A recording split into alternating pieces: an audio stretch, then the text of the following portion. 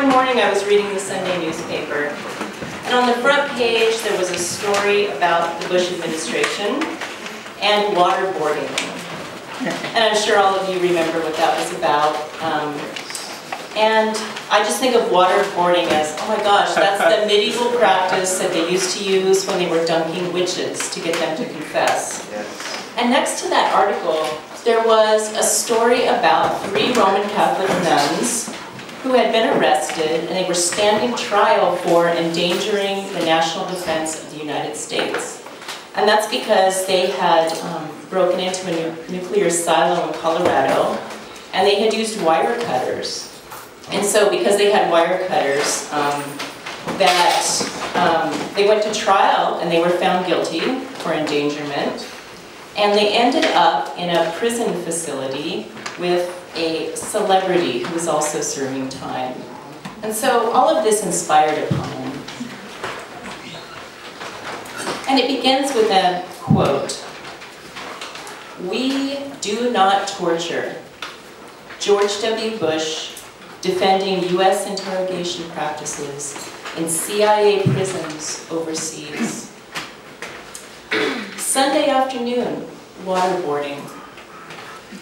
I'm not thinking sports here, surf and boogie, beach blanket bingo, or Frankie Avalon betting someone in the perfect sand.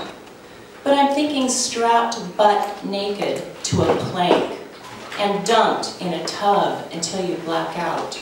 I'm saying don't worry, you'll be resuscitated with little or no lung damage, maybe a smidgen of oxygen brain deprivation, so they can collect some information that will save us all, amen.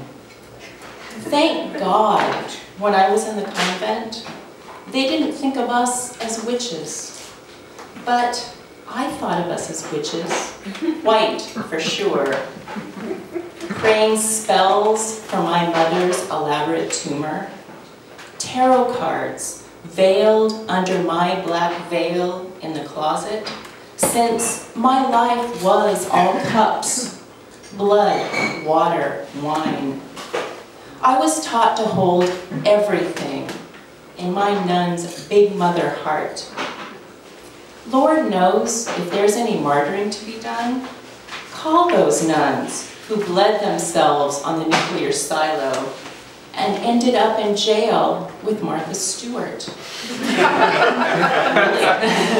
Not so much for bleeding as cutting the military's metal fence, an offense as big as national defense. I'm saying don't worry, we're not Salem or the Middle Ages. We'd never let a waterboarded Martha come home to Turkey Hill, Connecticut, too terrified to sip Perrier, scared so silly she can't cut parsley when it rains. Thank you.